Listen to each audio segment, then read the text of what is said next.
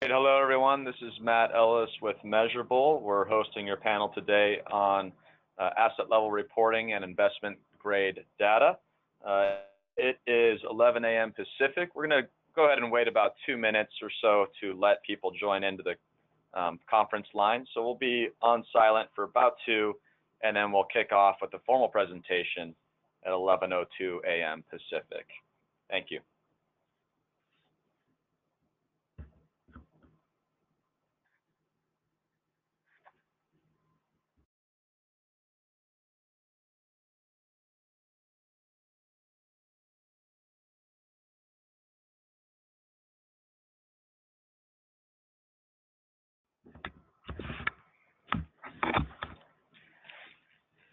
And if you're joining, this is Matt Ellis. We're going to give another minute or so to let our attendees join the line, and then we'll welcome our panelists and get going on today's subject.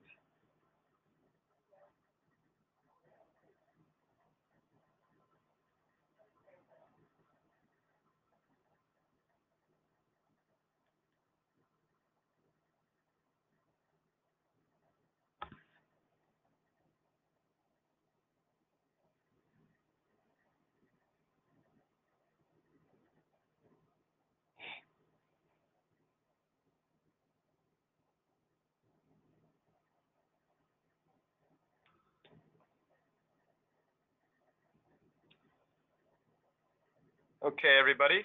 Welcome to today's presentation on GRESB asset level reporting and investment grade data. This is Matt Ellis. I'm the founder and CEO at Measurabl. I'm joined today by esteemed panelists and well-known folks in the industry, Laura Kraft from Heitman, Dan Winters from GRESB, and Micah Brill from ULI Greenprint. We'll provide much more background on each of those individuals and ourselves here in just a moment. I wanted to first start by welcoming everyone to today's presentation and just sort of frame this up. I think, why are we having the presentation and why are we talking about asset level data, GRESB and investment grade? And the reason is that the GRESB protocol, which is the Global Real Estate Sustainability Benchmark, is reasonably well known and understood. It's been around now for the better part of 6 years. And a new innovation has occurred here in how we can transmit data to GRESB for purposes of improved data quality, achieving more points on the protocol. And it's really important that this information gets out to the market. Everyone understands what the new rules of the game are, how to participate in those, and why they might do it. So that's really one of the core goals in today's presentation, is to understand why asset level data and how to go about it. The second is really a bigger piece here. It's the question of data quality and investment grade. And ESG and sustainability reporting broadly, we are concerned with this concept of benchmarking. We want to understand as accurately as possible how we're comparing relative to peers, whether that be at the building level or at the whole portfolio level. To make that at all useful, the data must be accurate. If it's not accurate, then we're really going to be chasing our tail when it comes to how we improve our performance. And I think that what GRESB is doing around asset level data is a giant step forward in improving data quality and accuracy. And it's a paradigm that we're all going to benefit, whether we're real estate owners or prospective lessees and occupiers of space, lenders, insurers, ratings agencies, investors, and so forth. Everyone that has a stake in the real estate ecosystem cares about accuracy. So with that in mind, I'm going to go ahead and introduce just briefly each of our panelists, and then I'm going to go ahead and invite them to introduce themselves and maybe make some opening comments on the subject and the topic at hand. If you've got questions along the way, remember you're on mute, so don't shout them into the black hole. Go ahead and please use the widget on the right-hand side of your screen to throw a question in. If you've got some coming into the webinar, go ahead. They're just going to queue there for us, and Measurabl is going to corral them all, hold them to the end. We're going to reserve time to go ahead and dig into those questions. Okay, so please use that, type them in there. The first panelist I'd like to introduce is Dan Winters, heads the Americas for GRESB. Dan is a tremendous asset to the industry, a massive experience that he can go into throughout the real estate value chain. He's been formative in building the ecosystem around reporting of ESG here in North America and candidly around the world under the aegis of GRESB. So we're just tremendously appreciative, Dan, of you taking time to explain what's going on with GRESB, what's asset level data about, and where are we going to be taking the market. The next panelist we have is Laura Kraft. Laura is with the Global Real Estate Investment Manager, Heitman, where she leads all sustainability activities.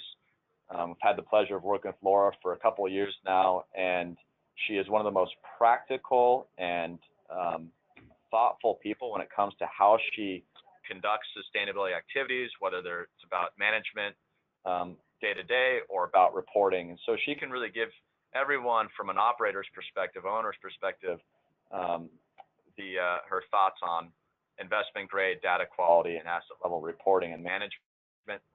The last panelist we have is Micah Brill. Micah is with ULI Greenprint, probably one of the formative trade associations and consortiums in sustainability for the built environment.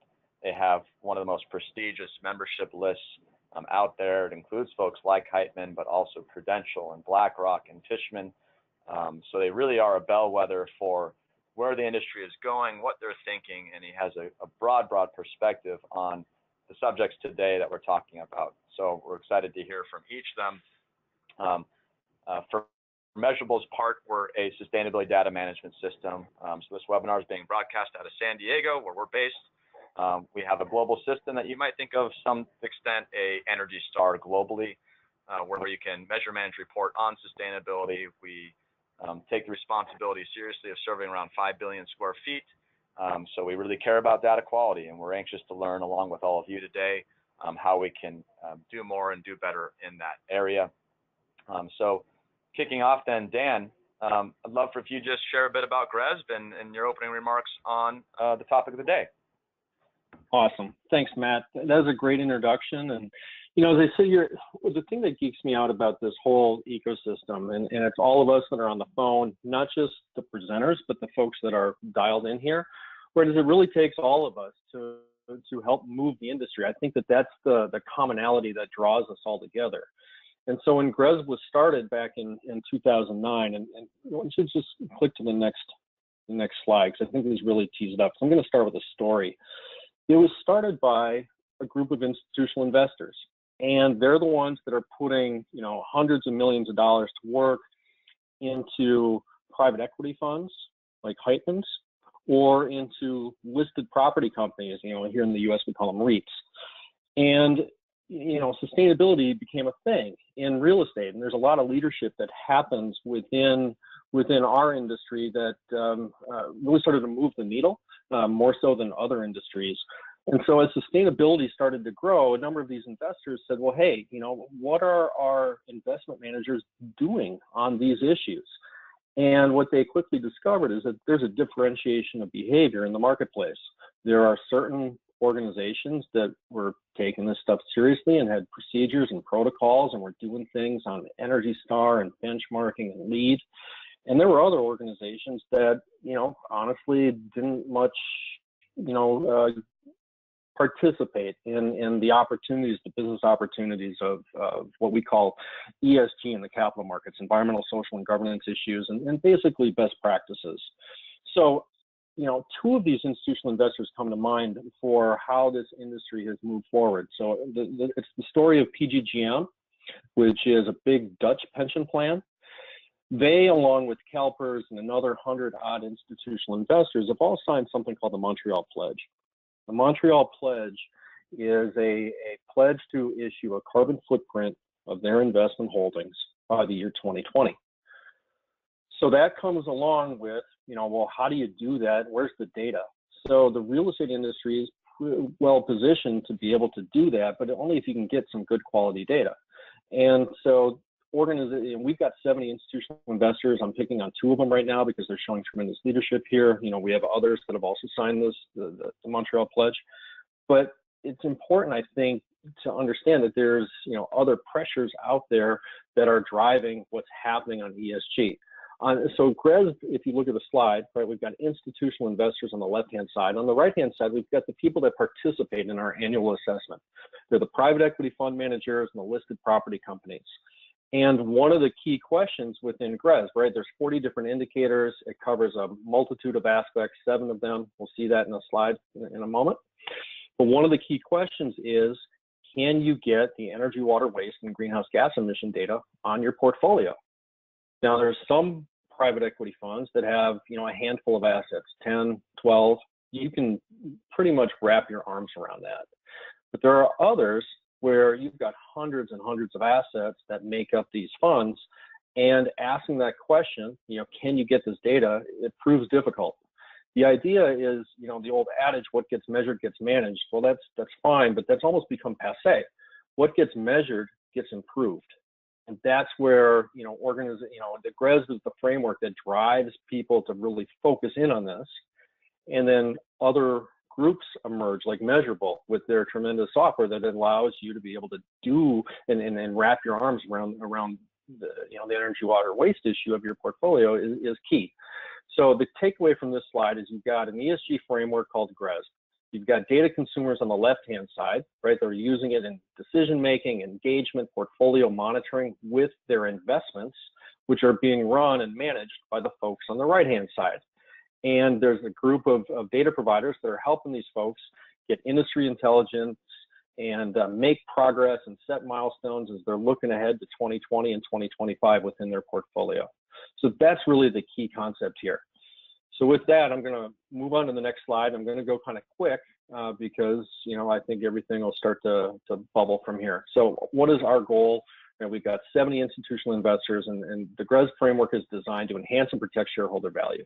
And we do it in the real asset sector. That's real estate and that's infrastructure, right? So with GRESB, you're not going to see GRESB for airlines. You're not going to see GRESB for software, right? But you're going to see GRESB for real estate. Because there's very special things that the real estate industry does on ES&G. So on the next slide, you'll see what, basically this is. It's a systematic assessment. It's done annually. So the GRESB assessment opens on April 1st.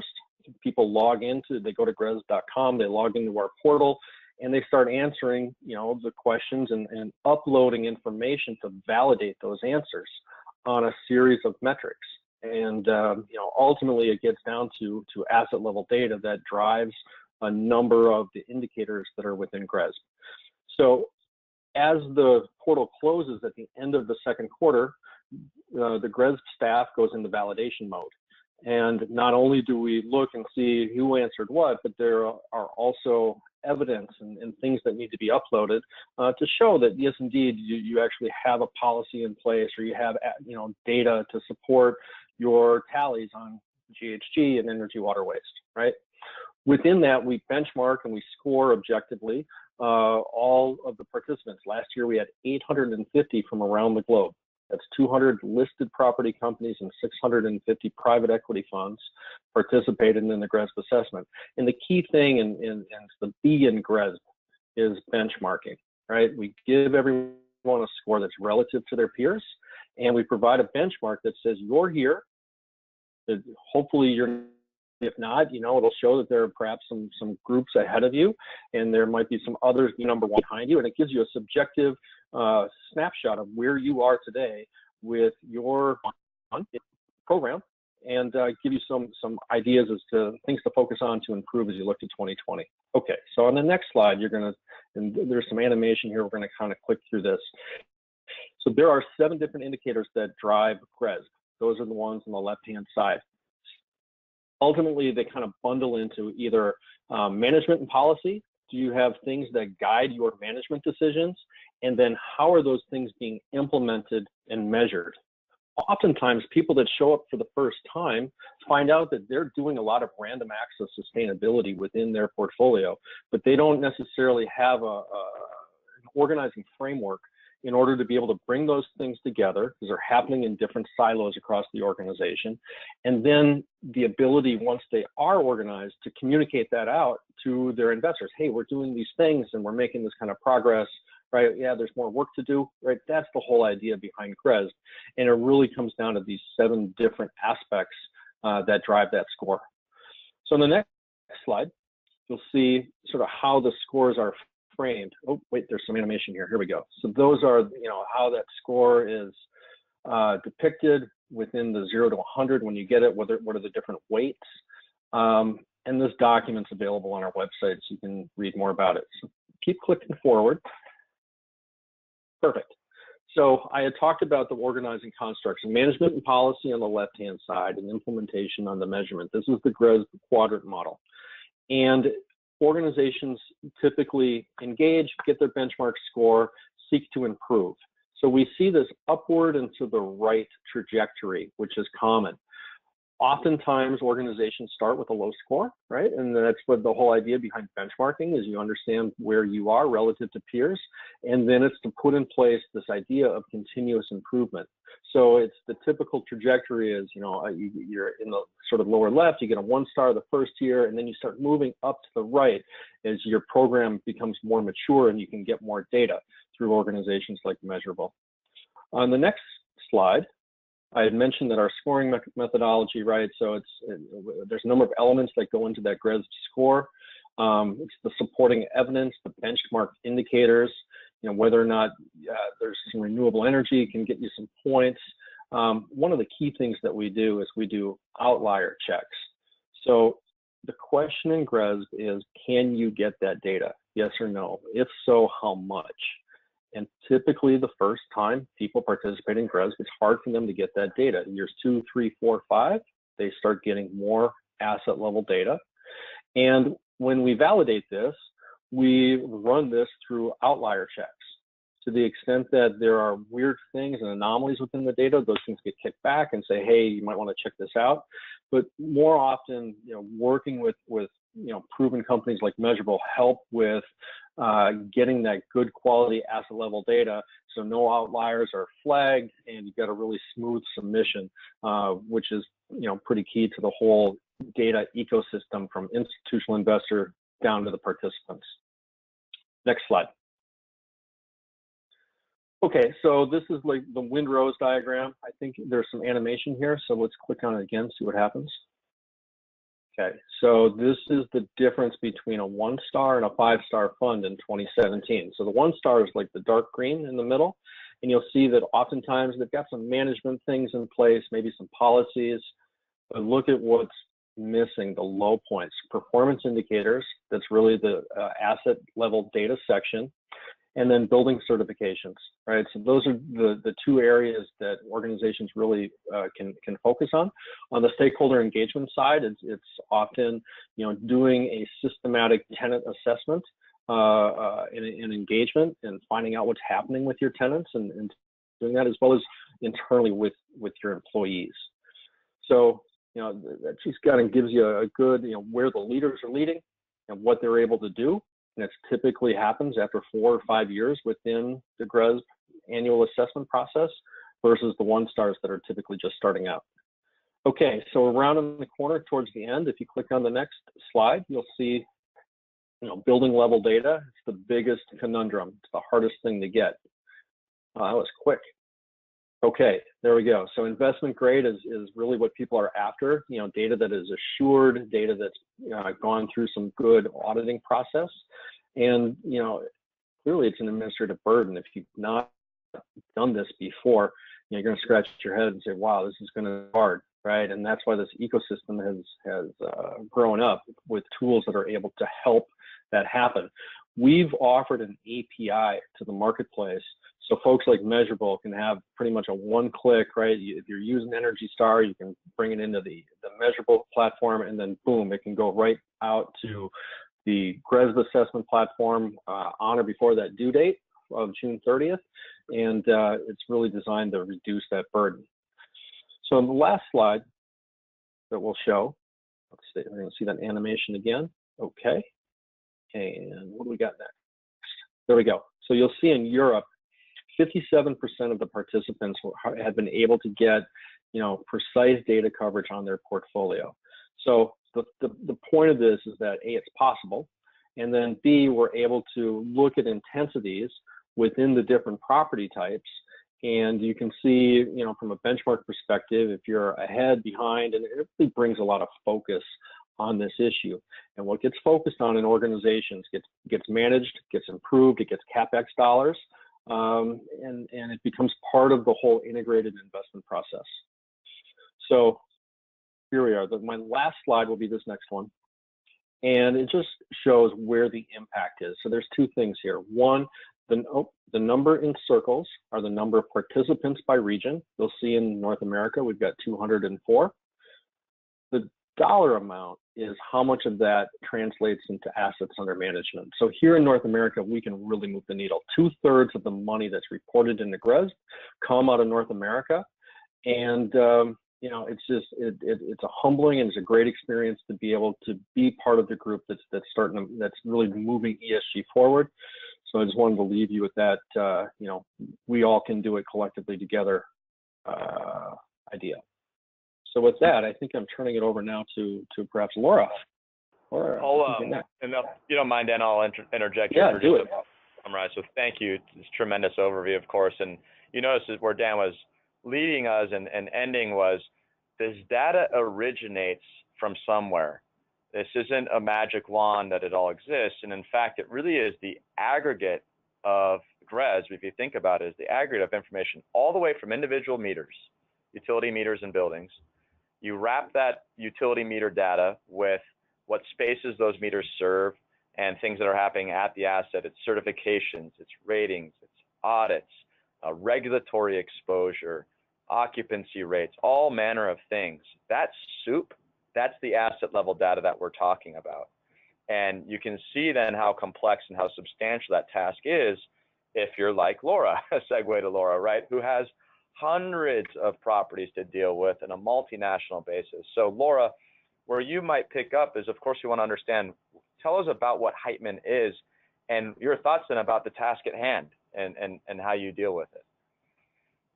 Absolutely, and that's a great segue because we have about 1,200 assets under management. That's a lot of assets. So to think about collecting environmental metrics on each one of those assets is daunting.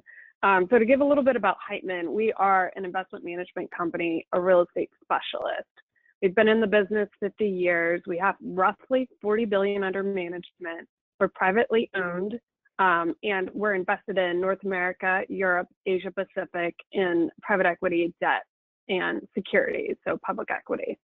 A majority of our investments is private equity, which would be the set of assets that would be reporting to GRESB and using the GRESB fund. We are a member of GRESB. We also are a member of ULI Greenprint, and we use Measurabl's software system. So if we could go to the next slide, I can kind of talk about the value of sustainability. So why does sustainability even matter? And we own physical assets. So what's the desirability to think about looking at ESG at a property level? Well, we believe in, if we're focusing on sustainability, that we can have a greater impact in drawing more tenants to our properties. We have the opportunity to innovate and differentiate our properties. We also can update building systems because at the end of the day, we're trying to create returns for our investors. And so that it comes up of two parts. It's the operations, how are you managing the property, and then also the appreciation side of things. So if we're focusing on energy efficiency, then we're managing the operations and the bottom line and what the NOI is for a particular property. On the converse side of that, if we're going for certifications, we're positioning our property for greater appreciation when we do sell the property. So it's a win-win all the way around to focus on sustainability. And I would say 10 years ago, that necessarily wasn't the case.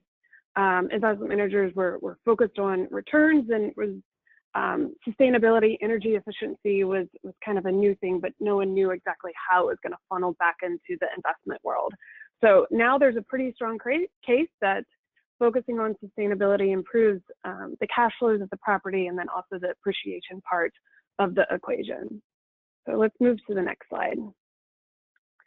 So how does this get incorporated into our process? I thought it would be helpful to run through at Heitman how we look at sustainability, because we believe in investing today with a focus on tomorrow.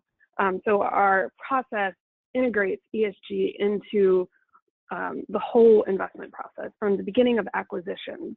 When we're acquiring a property, we have an ESG checklist that all of our acquisition analysts fill out.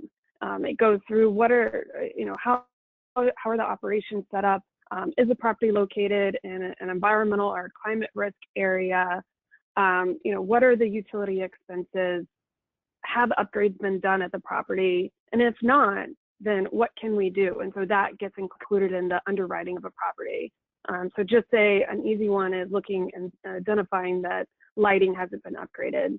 So we'll look to see, well, should we put that in our underwriting and we can get a little bump in the NOI?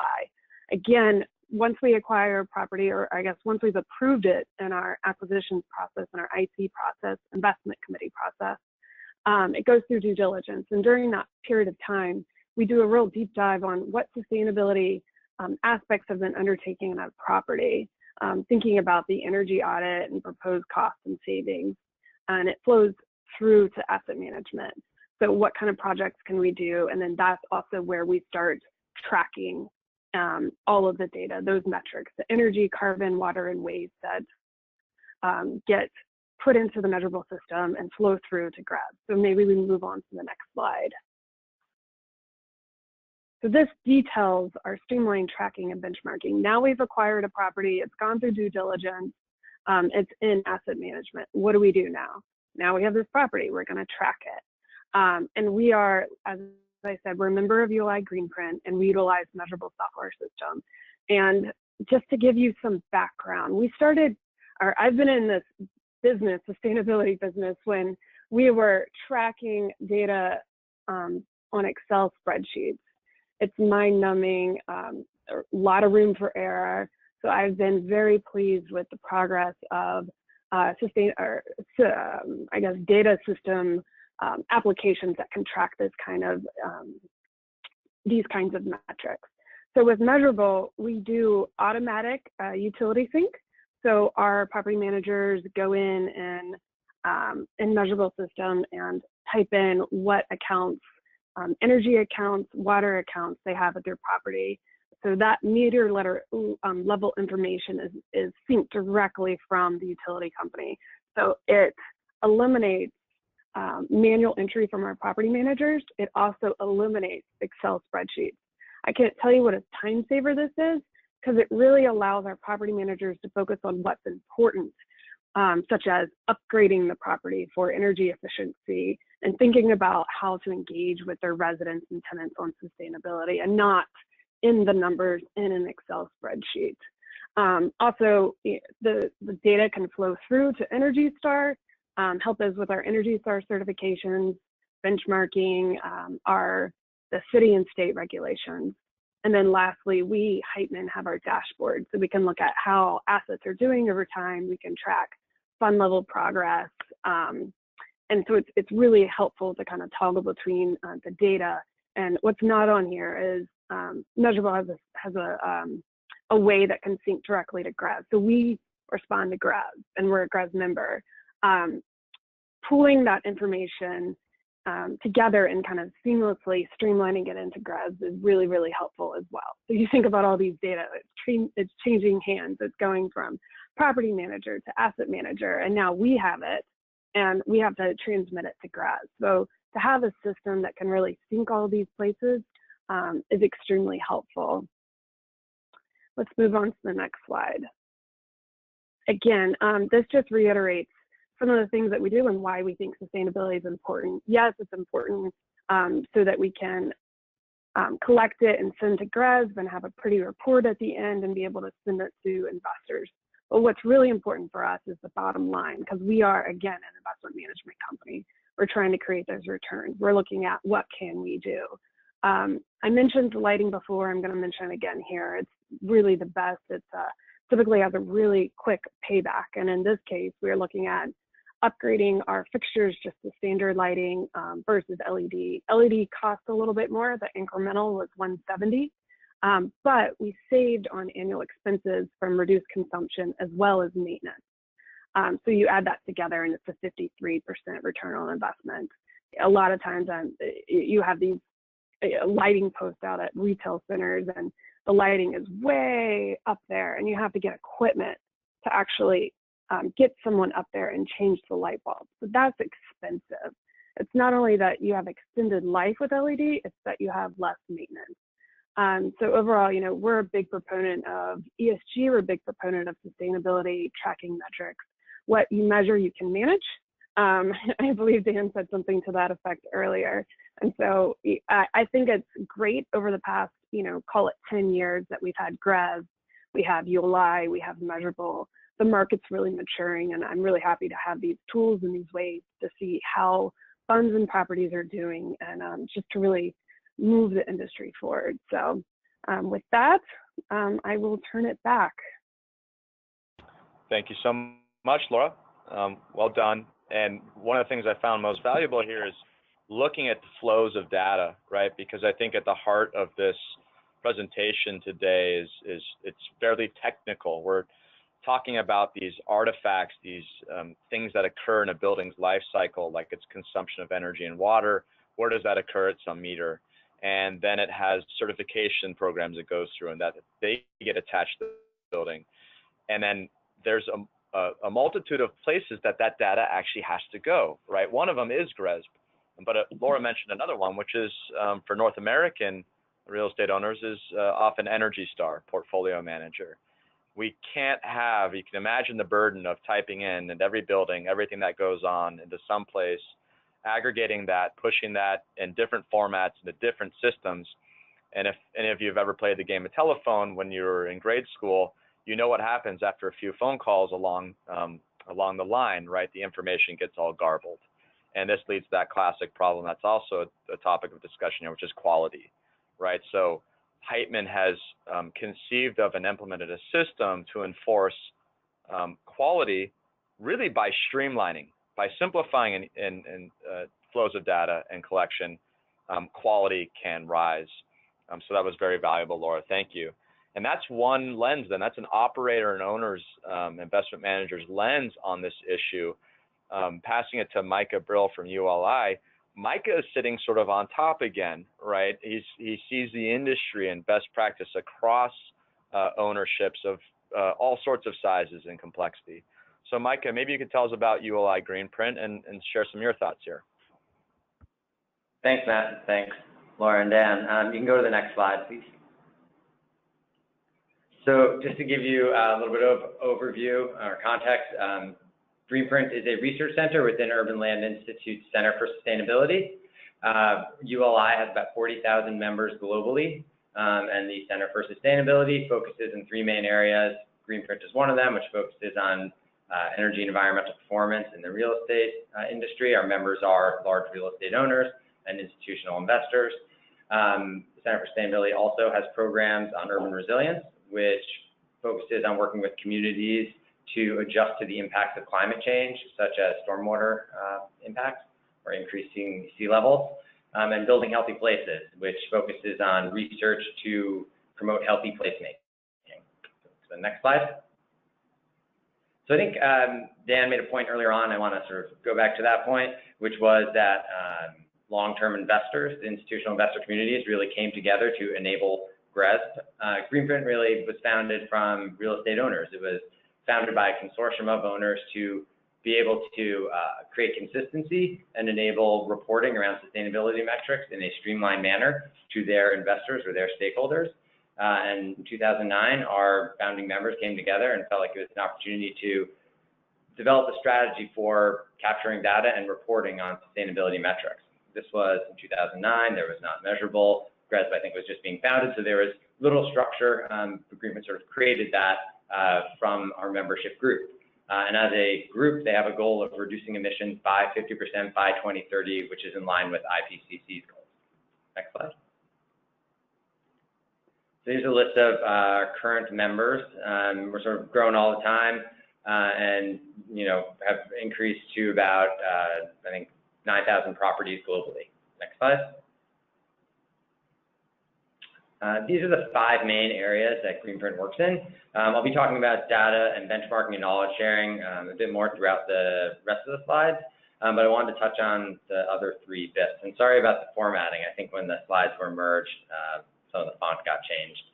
So tenant engagement, ULI believes that, there's only so much that an owner can do. Owner controls, anywhere from 0 to 50% of the energy within a given building. So it's important to engage with the tenants. Because of that, ULI has a tenant energy optimization program, which is a way to engage with owners, landlords, owners and landlords are the same, but owners, landlords, tenants, other real estate service providers, to make sure that everyone understands the opportunities to make sure tenant space is developed and designed in a way that ensures efficiency. There's also a lot of opportunity in engaging at the city level. Greenprint has partnerships with a variety of cities to make sure that the city agencies that are thinking about regulating buildings, regulating the real estate industry, are talking with the private sector communities, making sure that everyone is aligned, making sure that there's engagement across lines so that any policy that's created is accepted by all parties and is a win-win.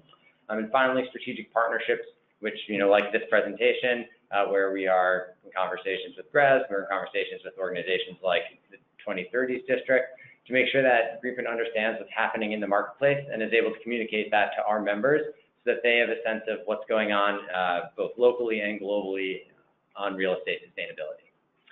Go to the next slide. A lot of our members are, not just our members, the industry as a whole is interested in understanding how our members have achieved the performance they've achieved, and I'll touch on that in a few minutes. But basically, we have a knowledge sharing program where we discuss with our members, as well as the entire ULI community, how our members have achieved enhanced environmental performance, and that's through case studies and webinars and white papers. And really, we annually release a report where we detail case studies or best practices that we've found throughout our members' portfolios. And this year we released something about market drivers. And really what we found is that the companies that are able to touch on these four main areas, investor mandates, tenant demands, regulation, and goal setting, are able to both increase value creation as well as enhance the environmental performance of their properties.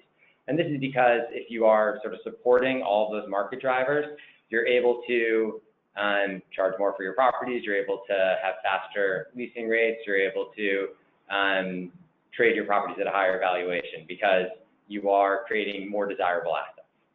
Next slide. Coming back to the data that Greenprint collects, we've been collecting data since 2009. Last year, our members reduced energy by about 3.5% and carbon by 3.3%. The reduction in energy use and water use actually has enabled our members to increase the value of their properties by $500 million, and that's if you were to cap it at, I think, 6.5%. And annually, our members have been able to achieve these great reductions, so we're really proud of everything that our members are doing to achieve these reductions. And Laura's example that she showed at that shopping center is a great example where they invested in a whole bunch of lighting. They were able to reduce energy and reduce costs associated with operating that property. And our portfolio of members are doing this. And I think last year we had 2,600 properties that had like-for-like data from 2015 to 2016. They were able to achieve these great reductions. So we're really proud of sort of our whole consortium. Next slide. On a long-term basis, this was since inception in 2009, our members have reduced energy by 14% and reduced carbon emissions by nearly 18%. This deviation between energy and carbon reduction is actually an interesting thing to talk about. One, it's the grid has gotten cleaner. So, electricity in California, let's say, in 2009 was much dirtier than it is now, where there are significantly more renewables implemented.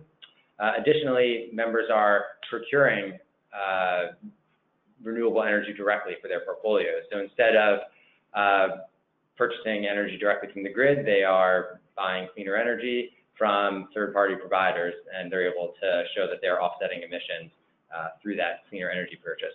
So it's interesting to see how our members have achieved this emissions reduction, but this nearly 18% reduction is ahead of the goal of a 50% reduction by 2030. So again, that's all great news, and we want to make sure that our members continue to achieve that result. Next slide.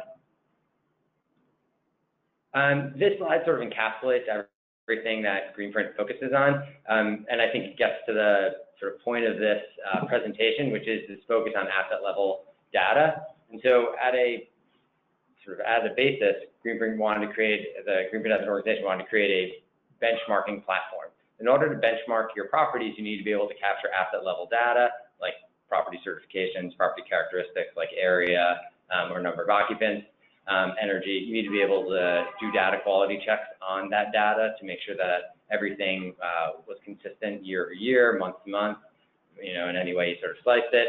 You also need to be able to use that data for reporting. So when Greenprint was founded, the data was originally collected in spreadsheets. That soon, and Laura mentioned that too, we soon realized that that was next to impossible. So creating a platform to enable data collection at scale and then report on it out to whoever needs those reports was important. And then analyzing so that the cycle could be completed and you could improve performance over time. And I think GRESB really talks a lot about this using the ISO process, which is, I can't remember all the steps, but it's 4 steps, which is like, plan, improve, check, and the sort of analysis and benchmarking adds to that component where you make sure that you are using this data to improve performance over time. Next slide. And this is the last slide. I think this is a really old slide. We've had it for a long time, but I think this really gets at the heart of asset level reporting. This is real data from a member of Greenprint from 6 years ago, where they had 7 or 8 properties that were collecting data on an annual basis. Property G had this huge increase in consumption, and they sort of didn't realize that that was the case. This was something that they were looking at a year after the fact, and it came down to the fact that one of their boilers was not working correctly, so they had 2 running at all times, and this was sort of like extra natural gas that was being consumed. And because of that, they are Greenprint members for life. Because we created this report for them, they were able to see this huge jump in consumption, and then they wanted to, or they were able to go back and fix the problem. The point is, if you were looking at the data, if you're looking at data at a fund level or aggregate level, you're not really able to see, I guess, these large increases at a single property are sort of hidden, or they aren't as large, the increases, if you're looking at the fund level, right? Because across the portfolio, there's maybe an increase of 10% in energy consumption versus if you are looking at the individual property, which was an increase in something more like 30 or 50%. And then the next 2 slides there are questions. So I think we can go into questions for Matt. Awesome, Micah. Thank you very much. And great closing point there, which is, and this ties back to a question I'm actually going to toss out to you, Dan. GRESB is what began at the portfolio level. And what we're seeing here, this moment in time, is the beginning of, I think, a recognition and an appreciation that a lot of the action is at the asset level. In fact, a lot of the action is at the meter level, but the asset is a quite good place to go for exactly the reason that Micah has just pointed out, which is you can have in a portfolio as large as Laura's extraordinarily incorrect data or just wildly anomalous behavior. But if you report on that at an aggregated level of the portfolio, it can get masked. It can become hidden because the overall numbers are so large. And so, Dan, I'm wondering if that is one of the reasons for the drive and the push towards asset level reporting with GRESB. So simply put, what's the difference between asset and portfolio level reporting to GRESB, and why did it change? Well, so all portfolios are made up of assets. And it's one thing to be able to make estimates or, and back in the old days, as Laura was talking about with spreadsheets, it's another thing to get much more precise and actionable data, because that then leads into exactly Micah's point, right? If you can see that there's a building running hot and take corrective action, that is in essence what institutional investors want, which is to know that a firm has their eye on the ball and they're able to have processes in place that lead to these red flags jumping up and corrective action being taken, because that is a management best practice. So by having more transparency all along the way, one of those signals is, hey, can you get that asset level data? Great. it just begets the question, well, now that you've got it, what are you doing with it? And that's the whole engagement process, that if you're putting, $250 million, $500 million into a separate account or a big private equity fund, those are the kind of annual engagement sort of questions that you have. And by going through this process, you can tell which managers get it, like Heitman, and which others, might have some work ahead of them. I'll ask this, Laura, and in spirit of honest and sort of just useful feedback and thought in the industry, I don't want to necessarily draw a straight line between Laura having asset level data and using that for the purposes that Dan and Micah described, and necessarily then reporting that an asset level data out to organizations like GRESB or their investors. So Laura, what's your sort of gut on maybe what I might call radical transparency, showing unique and individual asset performance versus sort of the old world of aggregated performance? What's your comfort level and how do you think about that? I think it depends on your audience. So if we're looking as asset managers, we absolutely want to know what's going on at the asset level. We want asset level data. We need to pick it apart and really understand things. If we're talking about communicating with investors and showcasing that data kind of more broadly, I think they'd rather see it at a fund level synopsis, and that's just my gut on it, because our investors have, we're just a very small sliver of their portfolio. So they like to see things more at a portfolio level basis and understand what's going on. However, I do see, I guess, an opportunity to showcase, what are we doing within our office properties? What are we doing with our apartment properties? And maybe by sector, but getting down to asset level by asset level, or asset by asset data may get a little weighty in terms of showcasing that to investors. But I guess, again, it depends on how large your fund is. If you have, a fund of 5 properties, absolutely showing the asset by asset level data is perfectly okay. But when your fund starts getting up to 300 properties in a fund, then I think it's just a little much. Yeah, I think there's a tension and a good one really between. Let's not forget that this is a shared exercise in driving the industry forward, and what GRESB is doing. If we can provide to them asset level data, Dan talked about the outlier checks that they run, and it's very difficult to run outlier checks at the aggregate level. We're talking about a building having statistically significant deviations from expected value. You get to see that at the asset level and not in the aggregate. So for them to do their job, I think, which because GRESB is a relative benchmark, they are policing this data. And the better they are at policing it, the more effective the benchmark will be for all participants. I hope that's a fair characterization, Dan. Totally. No, that's great. And by the way, if I can make a quick comment, I totally agree with Laura. On a portfolio basis where the portfolio is large, getting the specific asset, data is not really actionable if you're making a $500 million decision, right? It's just the knowledge that your manager can get that, do that, and is able to take action is one of your decision points to say, yeah, I like this manager, I like what they're doing, I like how they are tackling their fiduciary responsibility to managing my money, right? That's where the game is at the portfolio side. Excuse me. Yeah, and just to comment on that too, because I think investment managers, we absolutely should be tracking at an asset by asset level.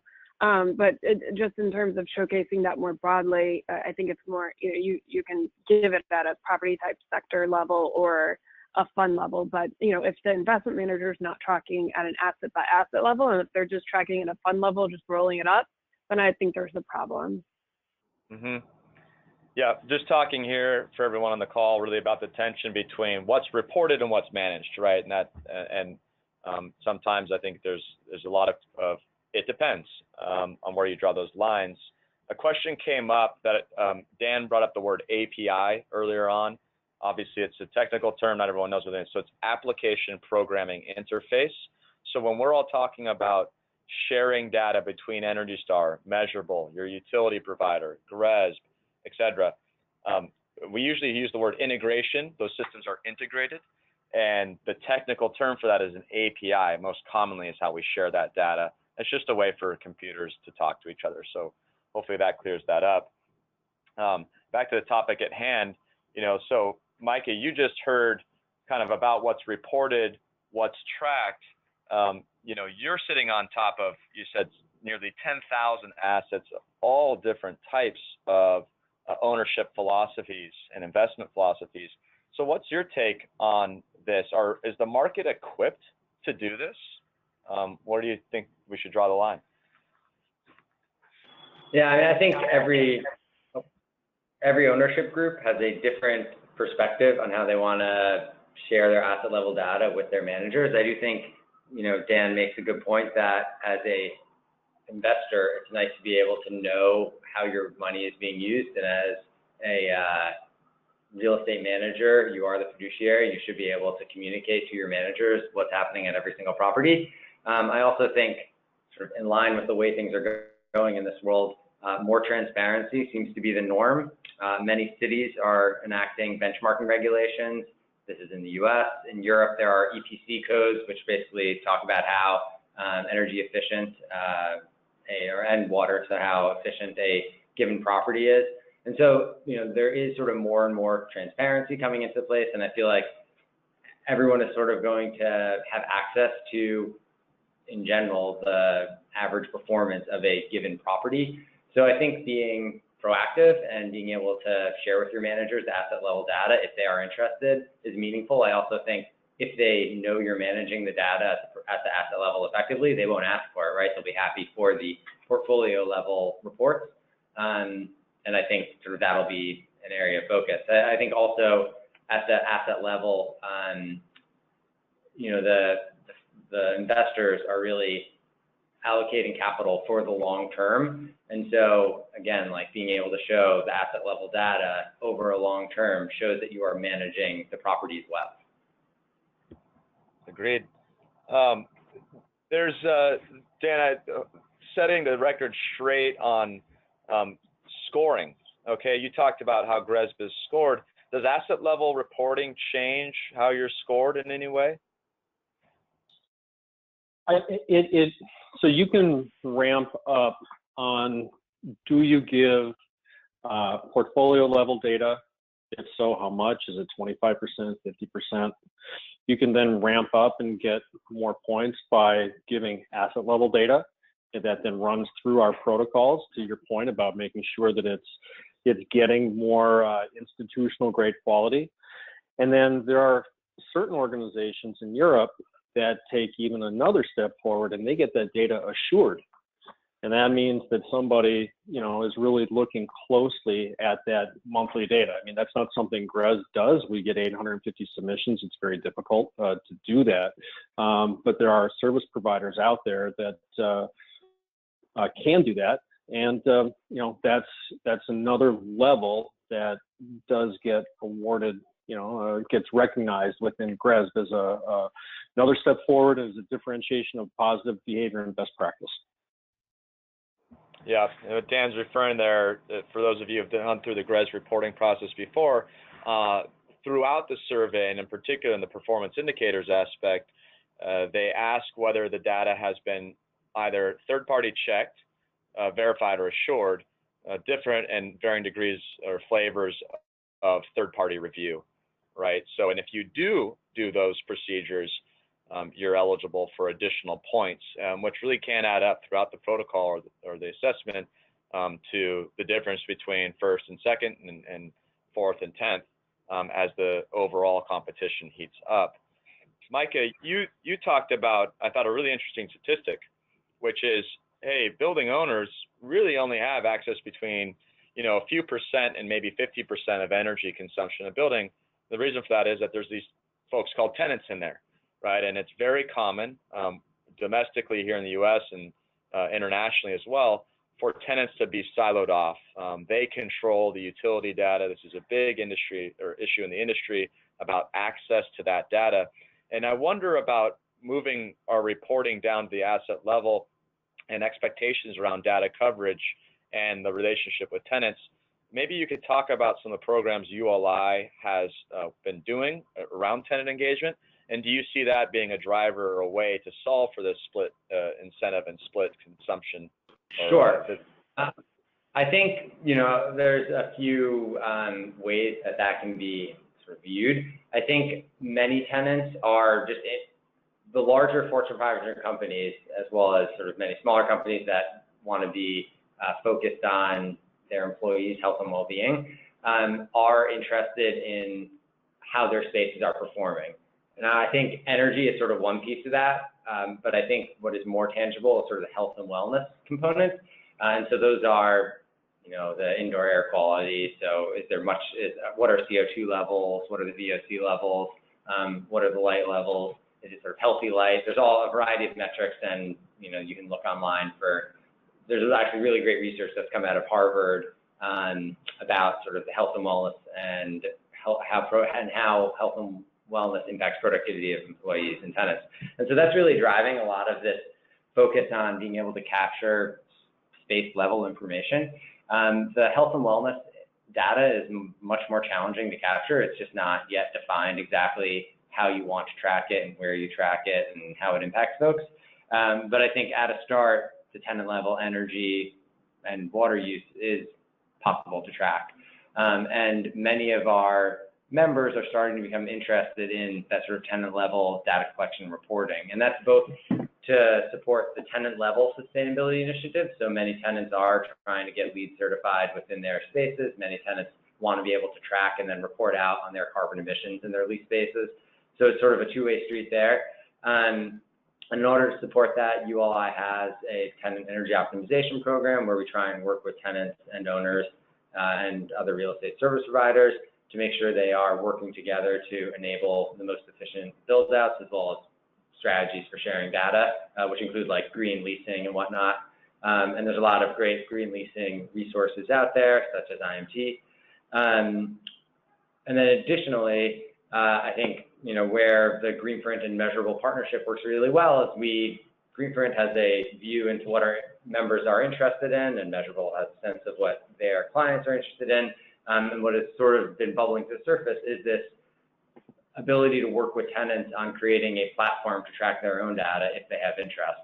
And so by creating a portal within Measurabl to allow tenants to track data, which is something that's coming down the line, it'll enable owners to offer additional services and differentiate themselves within the marketplace. Yeah, exactly. We've got 2 minutes left, and I'd love to try to use them just for Laura to tell us if you were on this call and you were listening and either already doing GRESB or looking to take your GRESB reporting to the next level, maybe your top 3 tips or recommendations on what would you do today to make that happen. Oh gosh. Okay, let's see. Number 1, if you're going to report to GRESB, you've got to have a good underlying system in place, a place to track all of the things that you're going to input into GRESB, because GRESB, as Dan mentioned at the beginning, is about management and policy, and that's something that applies to your whole company. And then you have this implementation and measurement. So your management and policy, those are pretty easy documents to pull. It's how you run the company. But in terms of implementation and measurement, if you're going to submit those to GRESB, you need a good system to track it. So you can do it in Excel, you can do it, through Measurabl, through a system like Measurabl, but I do highly recommend that. And I would say another tip would be, making sure you have good communication internally on how this process is going to work, and having good timelines in place of when all the data needs to be collected. And then having a time where you can say, okay, we need to have a draft report done. We need to go through the draft report. We need to make sure everyone's on the same page. So I would say timeline deliverables, getting everyone on the same team. So it's having the right underlying system to track everything, you know, having great communication internally, and doing a good review of the GRESB report. I would say those are the three things before you submit. Straight from one of the best practice leaders in the market. So there you have it. We are out of time. There is a question around cost of GRESB and some other related items. Please contact Dan Winters. Here on the contact sheet. Laura Kraft for best practice, Micah for information about ULI and their various services. Everyone you heard from today is an absolute leader at the art of sustainability and moving the market forward. I thank you all for your participation, including our listeners. This has been recorded and will be available online. Cheers, everybody, and good success in your GRESB reporting cycle. Bye-bye.